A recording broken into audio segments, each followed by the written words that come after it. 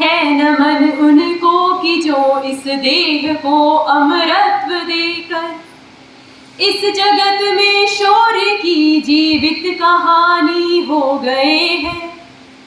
है नमन उनको कि जिनके सामने बोला हिमालय, जो धरा पर गिर पड़े पर आसमानी हो गए हैं। जो धरा पर गिर पड़े पर आसमानी हो गए हैं।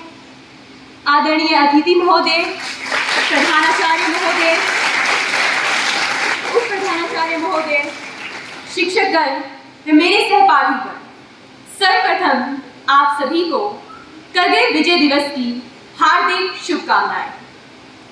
आज मैं दीप्ति आपको उस दौर की एक ऐसी ऐतिहासिक घटना सुनाने जा रही हूँ जिसकी गाथा स्वर्णिम अक्षरों से आज भी हर हिंदुस्तानी के दिल में लौ की प्रदीप की भांति जिंदा है और जिसका स्मरण आते ही हम स्वयं को गौरवान्वित महसूस करते हैं। आज मैं उसी प्रदीप्त हुई लौ को ज्वाला में तब्दील करने आई हूँ। तो आइए मैं आपके लिए इतिहास के उन अनछुए पन्नों को एक बार फिर खोल दूं। यह दौर था जब भारत पोखरण का परीक्षण कर चीन जैसे विकसित देशों के साथ कंधे से कंधा मिलाकर चल रहा था। वह बेखबर था अपने पड़ोसी मुल्क की चालबाजियों से, इसीलिए 1971 के युद्ध के बाद हुए समझौते पर विश्वास कर रहा था।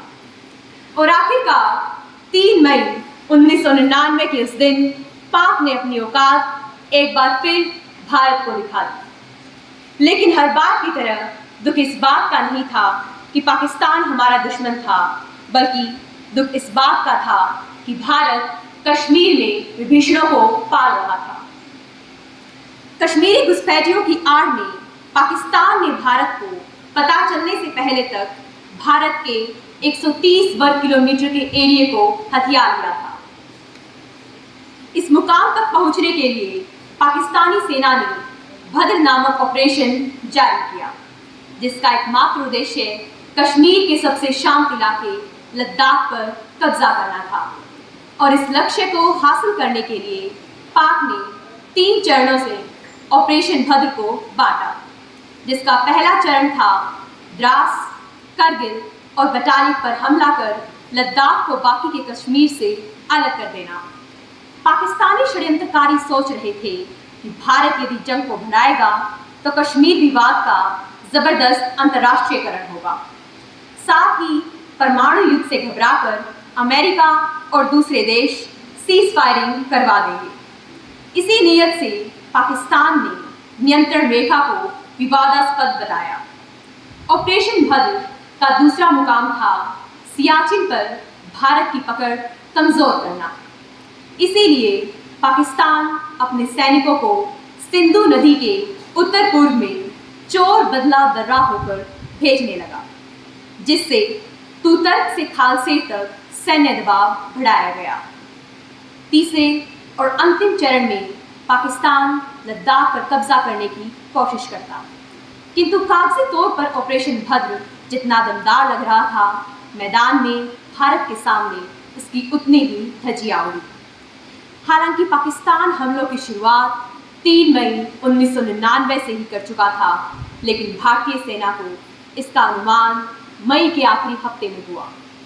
हालात बिगड़ रहे थे, उधर पाकिस्तान कहता रहा कि घुसपैठिए कश्मीरी उग्रवादी हैं, पाकिस्तान का इनसे कुछ लेना देना नहीं है।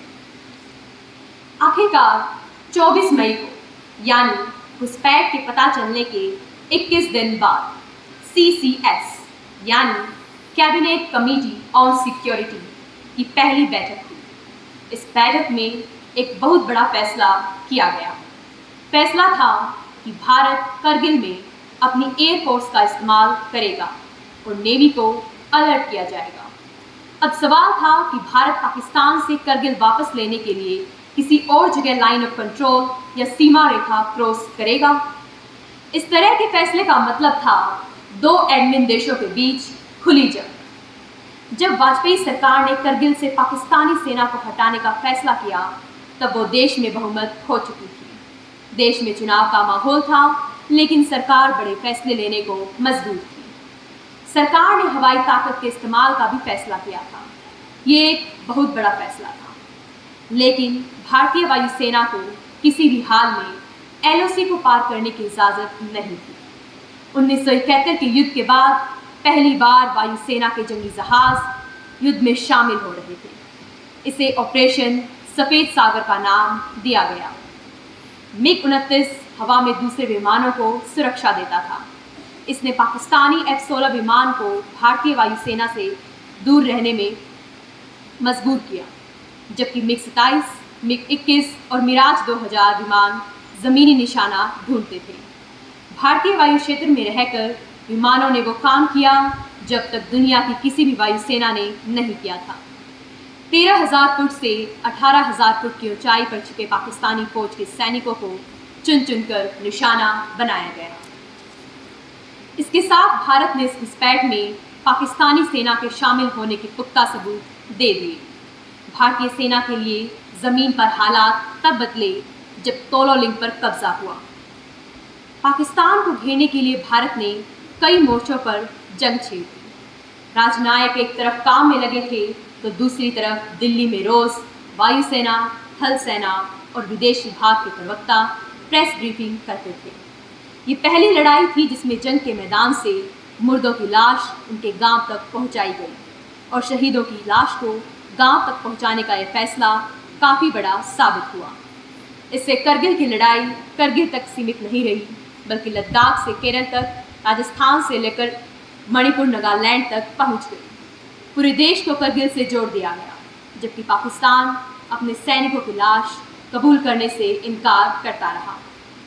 भारतीय प्रतिक्रिया से परेशान पाकिस्तान ने एक नया शगुफा छोड़ा, न्यूक्लियर युद्ध का शगुफा। 31 मई 1999 को पाकिस्तान के विदेश सचिव शमशेद अहमद ने कहा कि अगर भारत युद्ध को बढ़ाता है तो पाकिस्तान अपने हर हथियार का इस्तेमाल करेगा। भारत पर अंतर्राष्ट्रीय दबाव बढ़ाने की स्थिति थी। भारत ने इसे दरकिनार कर दिया। इसके बाद बातचीत का शगुफा छोड़ा गया। प्रधानमंत्री ने इसका जवाब 7 जून 1999 को देश भर को संबोधित करते हुए दिया। उन्होंने कहा, भारत हमेशा बातचीत के लिए तैयार है, लेकिन बातचीत का कोई तय मकसद होना चाहिए। इन परिस्थितियों में एक ही मुद्दा है। इसी बीच एक बड़ा खुलासा हुआ। पाकिस्तान को आईना दिखाने के लिए भारत ने वो किया जो अब तक कभी हुआ न था। 11 जून 1999 विदेश मंत्री जसवंत सिंह ने संवाददाता सम्मेलन बुलाया। सम्मेलन में एक टेप रिकॉर्डिंग सुनाई गई। टेप में आवाज़ पाकिस्तानी सेना के मुखिया जनरल परवेज़ मुशर्रफ और पाकिस्तान के chief of staff lieutenant Mohammad Aziz की बातचीत की थी। मुशर्रफ चीन में थे और अजीज़ इस्लामाबाद में। यह टेप साक्षी थी करगिल में युद्ध करने वाले आतंकी नहीं, बल्कि पाकिस्तानी सेना थी। इस टेप को 11 जून 1999 में रिलीज़ किया गया और 12 जून को सरताज अली दिल्ली पहुंचे। माहौल तल्ख था, बैठक बेनतीजा निकली। नवाज शरीफ चीन से लौटने के बाद अमेरिकी मदद की कोशिश में लग गए, लेकिन क्लिंटन ने नवाज शरीफ को बड़े साफ शब्दों में कहा कि आप अमेरिका तभी आएँ जब आप भारतीय क्षेत्र से बाहर निकलेंगे।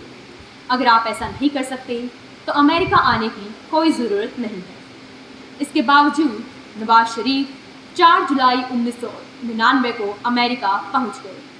मुलाकात के शुरुआत में ही क्लिंटन ने नवाज शरीफ के सामने कुछ तस्वीरें रखी। तस्वीर पाकिस्तान के एटमी हथियारों की, जिसे वहाँ की फ़ौज शरीफ को बताए बगैर इधर से उधर ले जा रही थी। वाइट हाउस में बातचीत लंबी चली।